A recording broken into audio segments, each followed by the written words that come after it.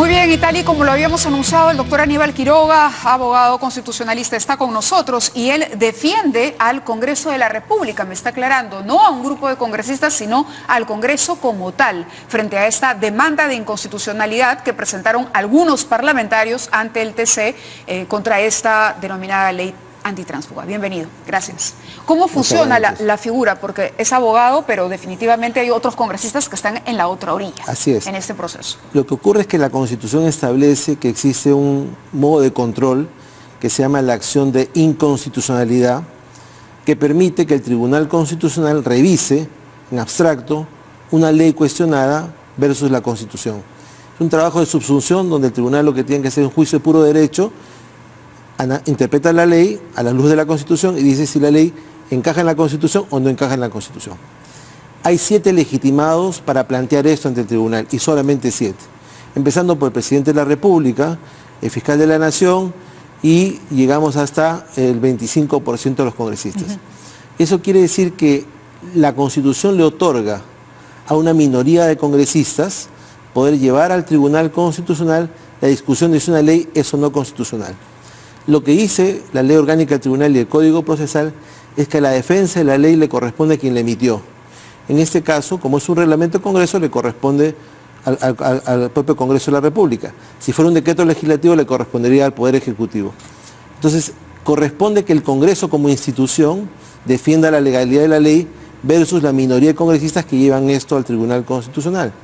Y acá ocurre una paradoja, y es que hay una oficina en el Congreso de defensa de la constitucionalidad de las leyes, donde hay funcionarios, procuradores, como se ha dicho hace un rato. Es lo que decía la congresista Glave. Pero que son funcionarios pues de segundo nivel. Entonces, usted se imagina, Mávila, que en una audiencia tan complicada como esta, un procurador se va a enfrentar a un congresista con éxito, un procurador le va a poder oponer una discusión jurídica importante a un congresista de la República. Bueno, hay procuradores que se han enfrentado a ministros, ¿no? En el caso del Ejecutivo. Pero no pues de su propia institución, en un debate jurídico. Entonces el Congreso en este caso decidió contratar una defensa externa para que colaborase con la defensa de esta ley, como ocurrió en la Municipalidad de Lima. En la revocatoria de la señora Villarán, la audiencia en el Jurado Nacional de Elecciones fue hecha por el doctor Ronald Gamarra, contratado por la municipalidad para ese efecto, como yo lo he sido en este caso. Entonces no hay por qué llamar ese escándalo ni jalarse las mechas, porque es un tema absolutamente normal que el Congreso como institución decida defenderse de mejor manera. ¿Por qué no lo hacen otros casos? No tengo la menor idea. A mí me ha encargado este caso concreto y defiendo este caso concreto. ¿Sería poco elegante preguntar cuánto le está pagando el Congreso? Es poco elegante, eso tendría que responderle el Congreso y en todo caso la SUNAT, porque se emiten recibos profesionales, ¿no? Pero en ese caso, digamos, usted no tiene ningún problema, es decir, todo está transparentado, las cosas funcionan así, nos acaba de explicar. ¿Por qué esta ley tendría, o por qué esta votación tendría que anularse? Porque está viciada. El propio Tribunal Constitucional... ¿Por la filtración? Pero por supuesto, que es un tema que todo el mundo soslaya.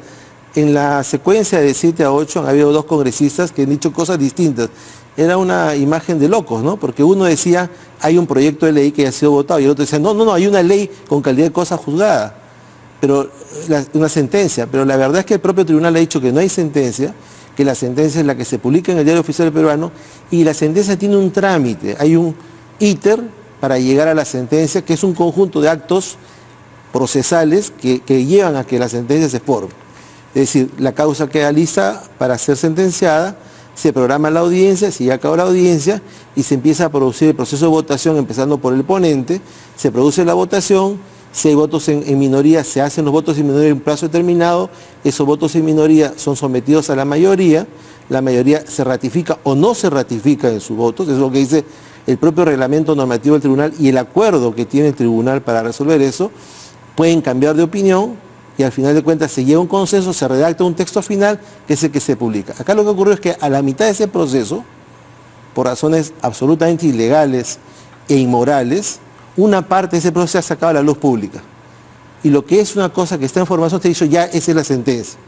Cuando el propio tribunal le reconoció que eso no es la sentencia. Entonces, ¿por qué no esperar la sentencia para luego presentar alguna acción? Porque hay intereses, obviamente, en filtrar esto para acelerar el tema. Justamente hoy día ha juramentado un nuevo magistrado y han corrido con esta causa para verla con el pleno anterior. Entonces, estábamos esperando la sentencia hasta que se produjo la filtración. El congresista Gilbert Violeta se ha escudado detrás de las faldas del periodismo para decir, no, a mí me la dio un periodista. No se la dio un periodista, se la dio un magistrado del tribunal. ¿Cómo probar eso? Es que eso es lo que el tribunal tiene que demostrar, y hay que ver que el tribunal no hace lo mismo que el Congreso, donde Otorongo no come Otorongo. Tendrán que demostrar quién ha sido el que filtró esta votación para acelerar el tema, para hacer un tema de hechos consumados, de fait accompli, ¿no es cierto?, para que después el tema no cambie jugando en pared con la opinión pública. Y eso es un tema irregular. Eso viola el proceso reservado, que por mandato de la ley es reservado y es secreto, y viola pues el debido proceso. Entonces nosotros, como parte interesada y afectada, decimos, esto no puede ser, esto es ilegítimo. Ahora, hoy día hay un nuevo pleno, queremos que la causa se vea con el nuevo pleno. Ok, pero Ferrero juró hoy. Así es. Ferrero no ha visto la causa. Así es. La vio Urbiola. Así es. Entonces, ¿por qué no respetar ese fuero? Porque no hay plazo ya para eso, porque la votación de Urbiola, junto con las otras, tiene que ser ratificada. Y cuando eso se ratifique o se rectifique, él ya no va a estar, él ya no puede votar. Él puede dejar su voto ratificado, pero los otros colegas de él pueden cambiar su votación. Y eso está en las propias declaraciones de los magistrados. ¿Pero esa no es una estratagema para revertir la votación? No, es el pedido de que el proceso sea absolutamente regular. Pongámonos al revés, pongámonos en la posición de que un magistrado indebidamente me da a mí una parte del voto, yo lo publico y digo, no, ya tenemos sentencia. Yo hubiese sido acusado no solamente de inmoral, sino que probablemente hubiese sido procesado penalmente. Y por supuesto que los congresistas hubiesen dicho, no, este es un proceso irregular. ¿Qué es lo que estamos diciendo nosotros? El propio Tribunal Constitucional se ha tenido que ver en la obligación de, primero, sacar un comunicado, segundo, aceptar la filtración, tercero, hacer una conferencia de prensa, y cuarto, decir que va a haber una investigación y que en 15 días va a ser que el responsable caiga quien caiga.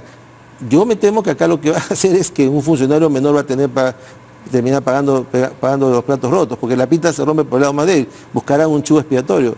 Pero eso es imposible, que una votación que es secreta y reservada en un pleno, y que han prestado juramento, como ha prestado juramento hoy día el doctor Ferrero, de cumplir la ley, cumplir la Constitución y guardar reserva de las discusiones en el pleno, se filtra de esta manera, para dar por entendido que hay una sentencia donde no hay una sentencia, hay un proceso de formación de una sentencia cuyos resultados pueden cambiar. Pero eso justifica, digamos, posiciones como las de Mauricio Mulder, que dice que no se acatará el fallo del Tribunal Constitucional. Bueno, ahí hay una discusión. Porque hay una independencia del Congreso y el Congreso es un poder del Estado con su reglamento y ellos se autorregulan solos. Bueno, ahí hay una discusión bizantina, porque el tema no funciona así y ciertamente esas posiciones no colaboran con la defensa, porque ahora la discusión ya no es si es irregular o no es irregular, sino si van a acatar o no acatar el fallo.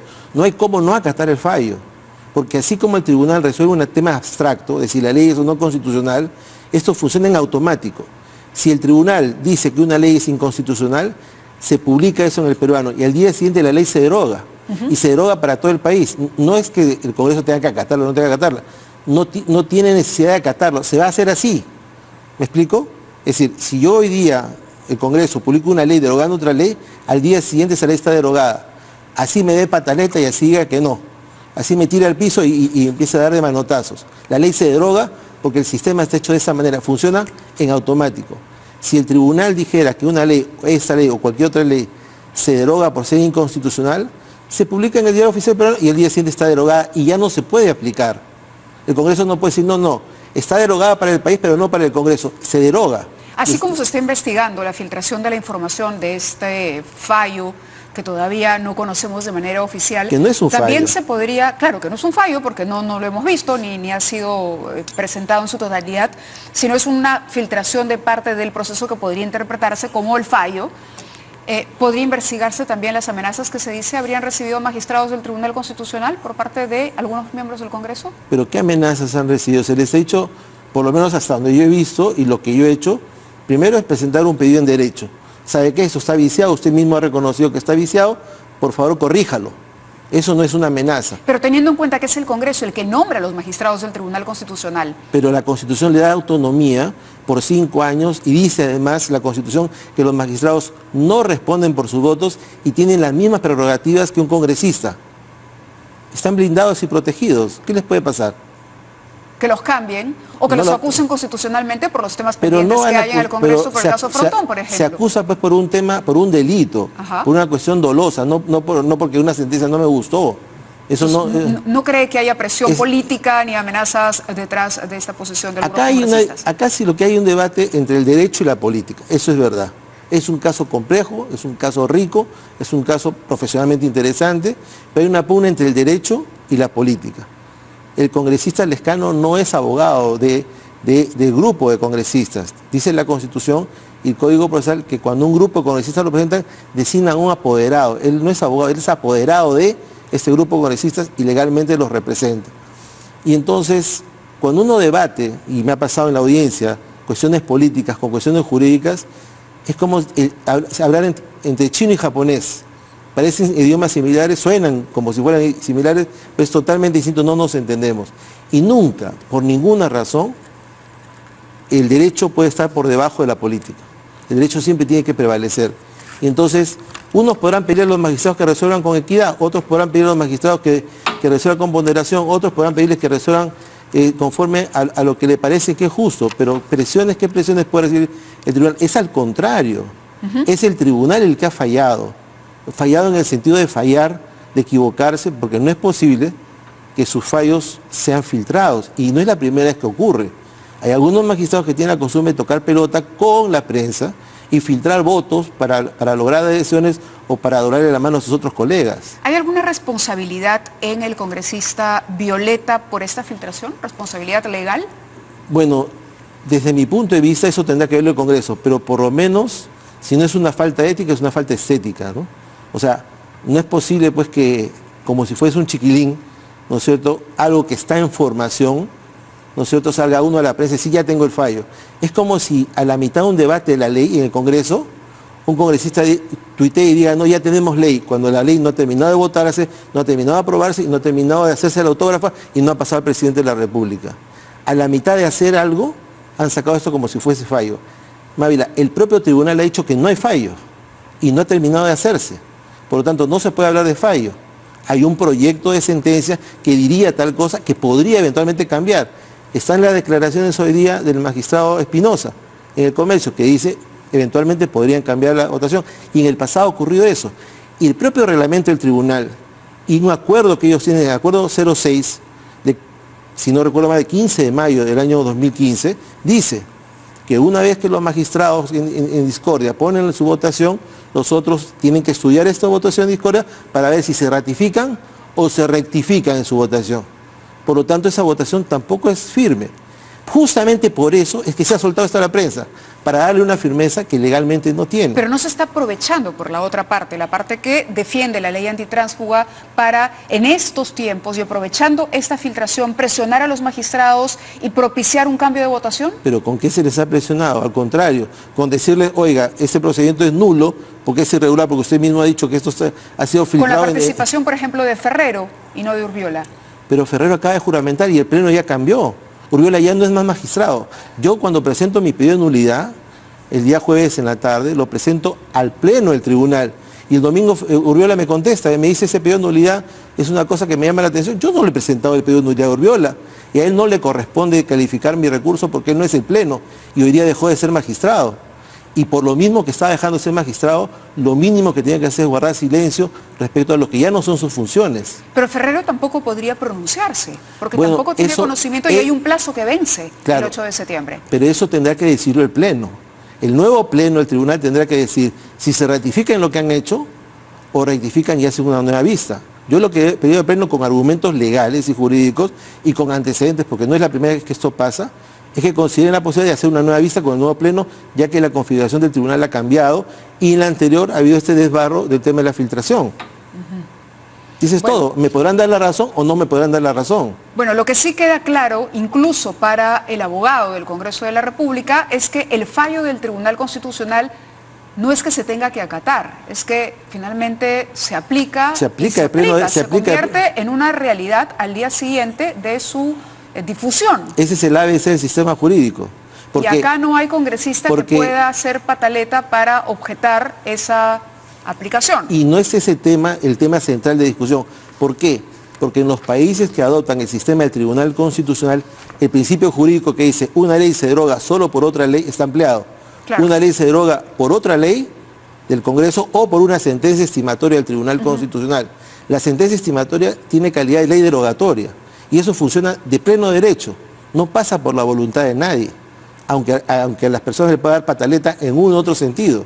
Es un tema sensible, es un tema complicado, pero así funciona el sistema jurídico, ¿no? Muy bien, doctor Quiroga, gracias por haber estado con nosotros y aclararnos este tema de verdad complicado, que ha mezclado, como dice usted, o combinado la política y el derecho. Con el derecho.